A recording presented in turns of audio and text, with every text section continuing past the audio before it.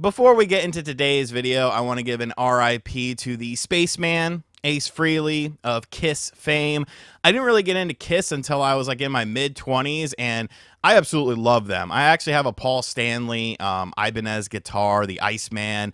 I think Kiss was just such a great band. Like, yeah, there was some wonky stuff, but like Black Diamond is like one of the best rock songs ever written, and I think their catalog is just so diverse and crazy. And seeing the Spaceman pass away, you got to check on your white friends that are 40-plus-year-olds, because Hulk Hogan, Ozzy Osbourne, Ace Frehley of Kiss. Check on your black friends that are 40-plus-year-old as well. We just lost D'Angelo too, an amazing musician. I remember that music video that he had where he was like naked, and I was like a little kid watching it, and I was like, how does he have all these muscles? But like, just an amazing mind for music as well. R.I.P. D'Angelo, R.I.P. Malcolm Jamal Warner. Check on your 40-plus-year-old friends regardless, because we're all getting old, and all the people that we grew up watching and listening to are now starting to pass away. But you also need to check on your Xbox friends, because Xbox, I don't understand this company sometimes, and I don't hate them. I like Xbox. I want to love Xbox, but they have just said one of the craziest things that I have ever heard. And like, I'm trying to wrap my head around it, trying to make sense of it, trying to understand their philosophy of it, but I can't. So that's what I want to talk about in today's video. And this is accumulating with all the other stuff that has been happening. Of course, you have the situation, well, is Xbox going to be in Target and Walmart anymore? Some people are saying everything is fine because they talked to a Target or Walmart customer service representative. They talked to Max in the electronics section, the 70-year-old man who doesn't want to get the key to open up the glass sliding doors to get you the games or anything like that. And Max said, hey, yeah, we still have Xbox stuff. But I've seen several videos from people walking into their local Target stores, and it looks like an absolute ghost town when it comes to the Xbox section. And no, that's not because it's the Halloween season. It's because there's nothing for sale that is Xbox related. It is literally just barren shelves. We, of course, had the Game Pass price increase. Everyone is still kind of reeling and dealing with that. But the latest thing has been the Asus ROG Ally Xbox, whatever the hell you call this damn thing. And this is kind of a statement was made about this by Xbox that kind of defines how they do business. That is just absolutely mind-blowing to me. Now, the Xbox ROG Ally X, of course, reviews came out for it. I read some of these reviews because, they didn't send me one. I asked for one. I signed up on the sheet. I gave them my information, but they did not want to send me one. It's fine. No harm, no foul. But when it comes to this device, many of the reviews that I have been seeing, especially from I'm not going to say certain people, but a lot of these reviews have been saying kind of the same sort of thing. Oh, this is so cool. I could play Steam games on this, including PlayStation titles. I can play Xbox Anywhere titles on here. I can play emulators on here. And I could do Windows-based actions. And I'm sitting here and I'm like, this isn't revolutionary. This isn't something new. You could do this the whole time on these devices. I have the Asus ROG Ally from years ago that does all of these things. And then you could talk about the performance of things, this, that, and the other. The performance seems decent, but there are times where the original ROG Ally X Z1 Extreme actually runs things better than this new system does. And Bob Wolf did a video on this over on the Wolf Den. Ow! I wonder if he says woof. You know how some people say woof? That's kind of like a southern thing. They don't say wolf, they say woof. That's always been really weird to me. But he did some comparisons, and he was getting better metrics in certain games on the older hardware than he was on the newer hardware. But like I said, this thing is now out in the open. $1,000 for the premium tier one, and people are all like, oh, look, some of it's selling out. And it's like, well, they probably haven't made many of them. They probably don't expect many people to want to pick one of these up. But with this, because I haven't even really talked about what I really want to talk about in this video, but I feel like it's all encompassing here.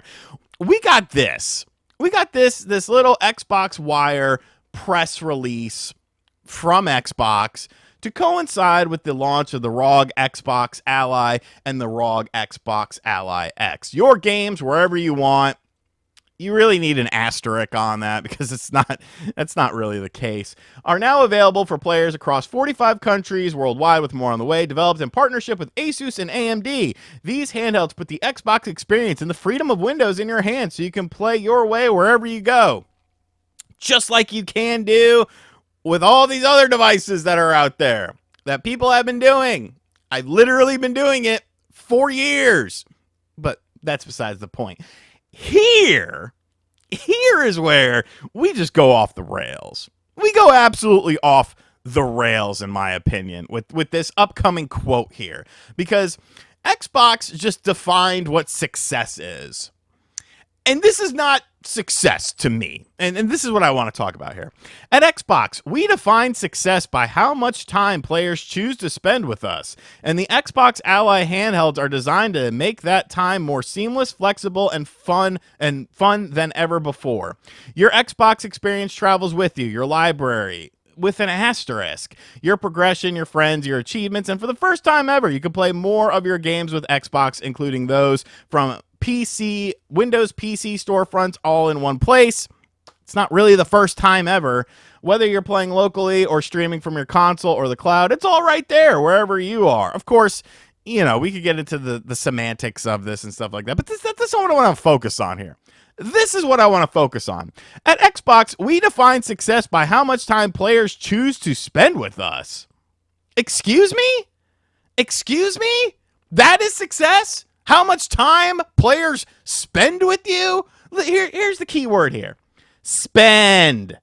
Spend. You're talking about spend from the perspective of spending time. Okay, this is not like spending time with your family.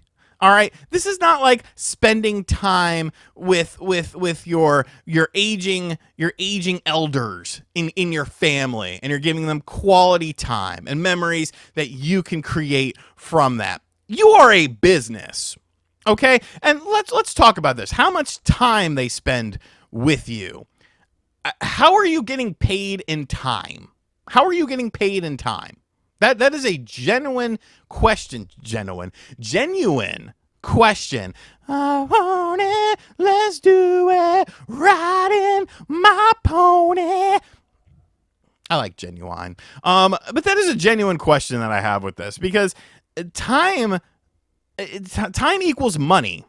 Okay, but if you're wasting time and you're not making money during that time, how is that successful? If I sit there and play one game on my Xbox, and that is the only, let's Fortnite, for instance, I'm spending hours and hours and hours playing Fortnite on my Xbox. A free game, I'm not spending any sort of money on this game, no cosmetics, no skins, no anything. I'm just playing this game. How is that beneficial to you? How is that successful to you? You know what's successful? Selling units. You know what's successful?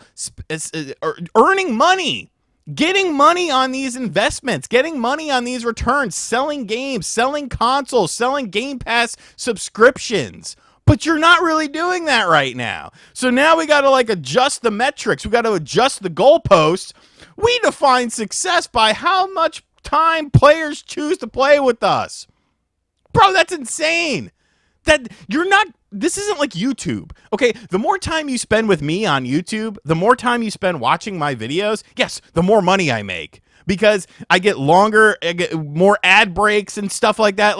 This is my business model. This is something I should be saying. The more time you spend with me, the more successful I am. And the more successful I am, the more I can do for you. And the more motivation I have to create I wouldn't even say middle ground. I'd say kind of slightly above low tier content.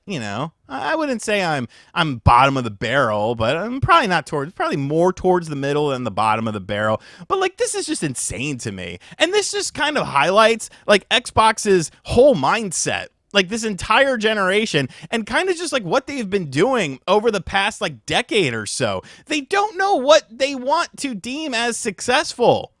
You're essentially saying that game sales are less important than time spent. This to me is like that stupid ass metric that WWE likes to do, where it's not about ratings anymore. It's not about advertisers. It's about social media impressions. Oh, look at all these social media impressions that we got. Like, okay, cool.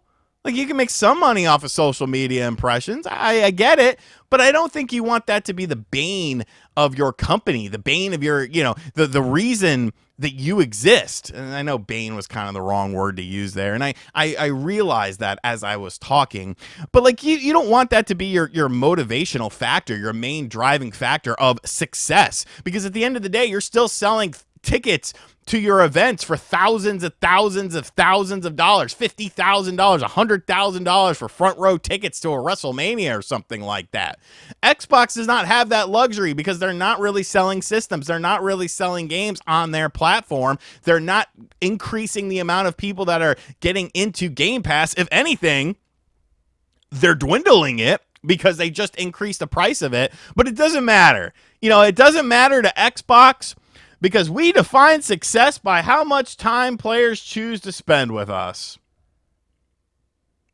Who wrote this? Rowan Sony's the CVP of gaming devices and ecosystem at Xbox. Chappelle Rowan. I don't know how to say her name. Ma'am, sir. Who knows nowadays? But this is insane. This is insane. You literally created something that already exists. And this is this is like so important. We define success by how much time players choose to spend with us. We have handheld freedom. This is an Xbox. Everything is an Xbox. You're spending time with us? That's like, bro, that would be like me turning on my TV that had an Xbox app on it and then just booting up the Xbox app. And then just like going out of the house for 8 hours. Hey, I spent time with you. I had the Xbox app opened up. Are you happy? Now you're successful. Now you did it. This company needs a retooling. They need a retooling and a clear focus. And I think people would be accepting towards that. I'd be like, hey, you know what? You made some weird decisions. You said some weird things. These things happen. Forgive and forget. We are ready to move on to the future of Xbox. But it seems like the future of Xbox is defined by things that really don't matter at the end of the day. It's about what you're spending money on. It's about what you're buying. It's about what money is being put into the ecosystem. And simply spending time with something is not making it economically viable for thing. And I know you can say, oh, well, you have a better chance of buying something. Do you? I don't know that you do. Because people are going to play what they want to play on the devices that they want to play them on. And the generation that's playing Fortnite and stuff like that, they don't really care about these other games. So if you spend 1,000 hours playing Fortnite on Xbox, or you buy one PlayStation or one Nintendo game, what do you think is more beneficial? What do you think is going to make more money? That's all I got to say. I should be in charge of Xbox. I think I can right this ship. I'll either write it or sink it. But like this whole purgatory thing that they're in, it's not working. It doesn't work for me, brother. It doesn't work for me. Anyways, guys, let me know in the comment section down below. What do you think about this latest Xbox epiphany? What the definition of success is at the company? Do you feel that spending time on a platform is indicative of success, or do you feel like selling units and selling games and selling subscription services and making money is a little bit more important than spending time when it comes to a business perspective? And as always, guys, thank you for checking out this video. If you're new to the channel, be sure to hit that subscribe button. Be sure to like, comment, and share. Hit the bell as well. And as always, I'll catch you guys on the next video. Later.